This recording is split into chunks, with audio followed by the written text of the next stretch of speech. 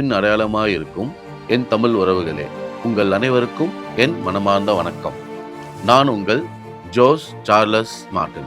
இன்று ஜனவரி 25, தமிழ் மொழிப்போர் தியாகிகள் தினம்.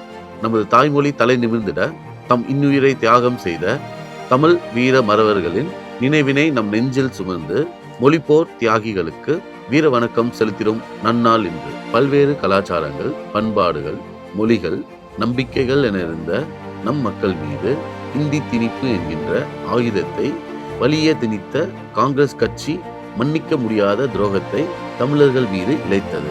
1964 ஆண்டு டிசம்பர் 5 மத்தியில் ஆட்சி செய்த காங்கிரஸ் கட்சி வெளியிட்ட ஒரு சுற்றறிக்கையில் 1965 ஆண்டு ஜனவரி 26 முதல் மத்திய அரசின் அலுவல் மொழியாக இந்தி மட்டுமே பயன்படுத்தப்படும் என்று அறிவிக்கப்பட்டது.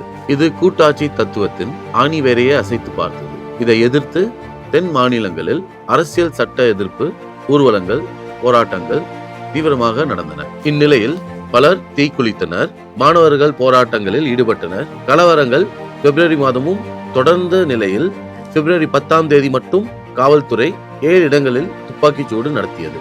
இதில் சுமார் 25 பேர் கொல்லப்பட்டனர்.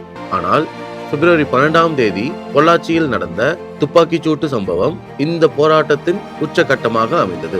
இறந்தவர்களின் எண்ணிக்கை 200க்கும் மேலாக இருக்கலாம் என கருதப்படுகிறது.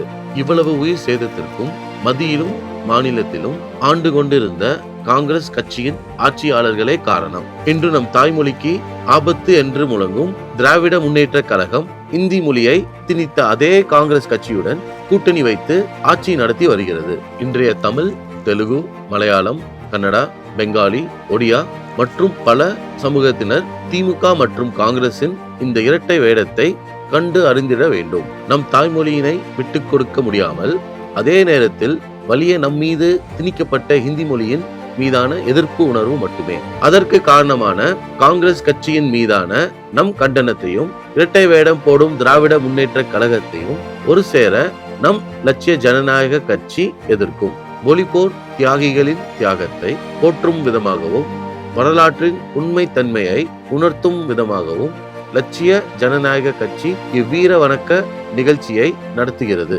இன்று சரித்திரம் புரிந்து கொள்ள கட்சி, அரசியல், ஜாதி, மதம், இனம், மொழி தாண்டி நாம் அனைவரும் தாய்மொழி உணர்வோடு ஒன்று கூடுவோம். அன்னை தமிழ் மொழியை என்றும் காப்போம். அதற்காய் இன்னுயிர் நீத்த தியாகிகளுக்கு வீர வணக்கம் செலுத்துவோம்.